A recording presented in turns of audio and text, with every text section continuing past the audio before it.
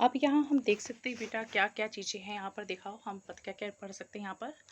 Yes, नाम पढ़ के आपको बताना है।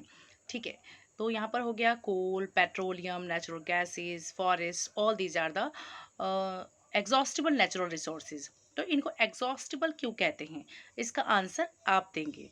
ओके, तो अब आगे हम जाते हैं।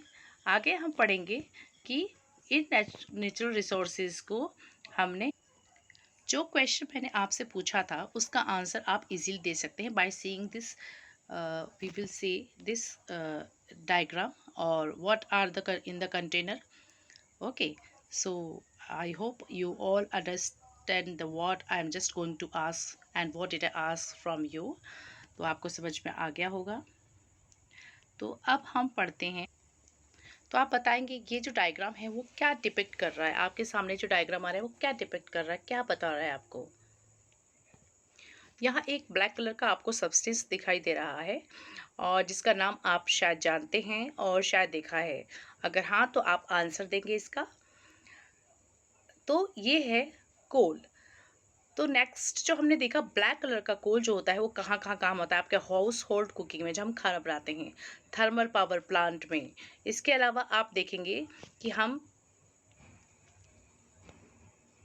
इन railway engines, household cooking, thermal power plant, इसके अलावा हम इंडस्ट्रीज में कोल को यूज़ करते हैं। और ये एग्जॉस्टिबल नेचुरल रिसोर्स है because is going to be finish over a time of periods if will not use judiciously. Okay, so अगर हम देखें आगे की तरफ, तो फॉर्मेशन ऑफ कोल कहता है। कोल की स्टोरी किसको पता है, सभी बताएंगे। आपको अगर पता है तो you may just raise your hand. Coal की स्टोरी किसे पता है। कोल की स्टोरी हमने अपने नेक्स्ट क्लासेस में, प्रीवियस क्लासेस में भी पढ़ा था। तो डेड प्लांट्स, एनिमल्स से, जो हमारे हार्ड पार्ट से एनिमल्स और प्लांट्स का डेड रिमेन्स पार्ट्स का जो बरीड हो गए थे अर्थ के नीचे, उनसे फॉर्म बनता है कोल। इसको हम बोलते हैं carbonisation. You can note it down in your notebook. यहाँ आप देखेंगे different types of the names of the coal on the basis of the present carbon amount. उसके बेस पर ये डिफरेंट टाइप्स के हमारे कोल प्रेजेंट होते हैं, जैसे लिग्नाइट, विटामिन, एंथ्रासाइट। तो इसमें सबसे अच्छा जो बेस्ट कार्बन कोल माना जाता है वो है anthracite, because it has high quantity of carbon and इसको जो हम बोलते हैं वेस्ट मटेरियल नहीं लीव करता है। इसमें क्या वो बर्निंग कैपेसिटी ज़्यादा होता है, इग्निशन टेम्परेचर कम होता है। सो जो गुड फ्यूल की जो प्रॉपर्टीज़ होती हैं वो सारी इसमें प्रेजेंट होती हैं। Now we will see what happens when we heat the coal। जब हम कोल को गर्म करते हैं, तो आप डायग्राम में देख सकते हैं, जब हम कोल को गर्म करते हैं तो एक गैस रिलीज हो रही है। उस गैस का नाम आपको देखने से पता चलेगा क्या लिखा हुआ है। ओके, और कोल से इसके बाद जो हमें प्रोड्यूस होता है, कोल को जब फैक्ट्रीज के अंदर हीट किया जाता है तो हमें एक ब्लैक पोरस टफ जो है सब्सटेंस मिलता है, जिसको हम बोलते हैं कोक। और ये आप देख सकते हैं कि डायग्राम में टफ, पोरस एंड ब्लैक है कोक। तो इसकी अब इधर पूछा जाता है एग्जाम में, तो इसको नोट डाउन करेंगे हम लोग। Now uses of Coke.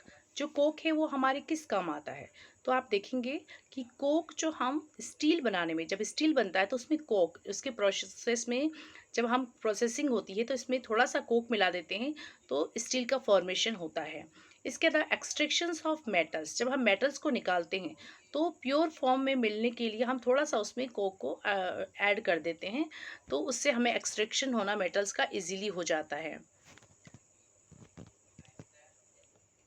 Recently, we have studied about the products which are formed from the heating of coal in the factories। जब हम फैक्ट्री में हम डालते हैं तो उससे हमें डिफरेंट तरह के सब्सटेंस मिल रहे हैं। उसमें पहला हमने पढ़ा था coke and what are the uses of coke, वो भी हमने डिस्कस किया। नाउ एक सेकंड प्रोडक्ट जो बनता है वो होता है कोल तार। व्हाट वी से, कोल तार। तो सभी इसको बोलेंगे coal tar. Spelling will be same as a coal, COAL coal and TAR तार।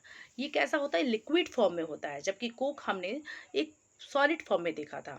तो आप यहाँ डिफरेंस इजीली कर सकते हैं। कोल तार लिक्विड फॉर्म में होता है, ब्लैक स्मेली लिक्विड होता है और ये 200 सब्सटेंसेस से मिलकर बना होता है और जिसका यूज़ हम डिफरेंट टाइप्स में हम कर सकते हैं।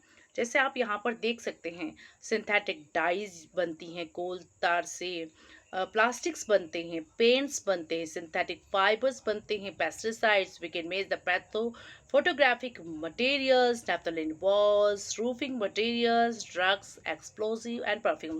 So there are so many uses of coal tar.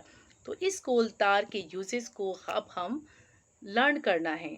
तो हम किस मेथड से लर्न करेंगे हम आपको अब फिजिकल क्लास में बताएंगे। अब मैं आपको बताने जा रही हूँ, आपको एक स्टोरी सुनाऊंगी, उस स्टोरी पे आप हम इन नाम को इजीली तैयार कर सकते हैं।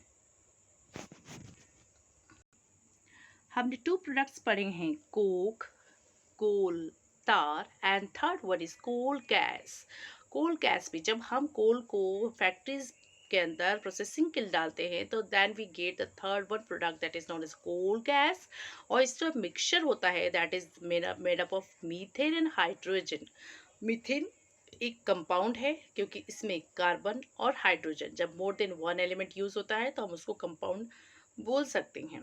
और सेकंड है आपका कार्बन मोनो मिथेन से बना होता है, हाइड्रोजन से बना होता है, कार्बन मोनोऑक्साइड से बना होता है। So it is made up of coal gas is a mixture of methane, hydrogen, carbon monoxides. और इसके भी कुछ अपने यूजेस हैं जो अभी हम पढ़ेंगे।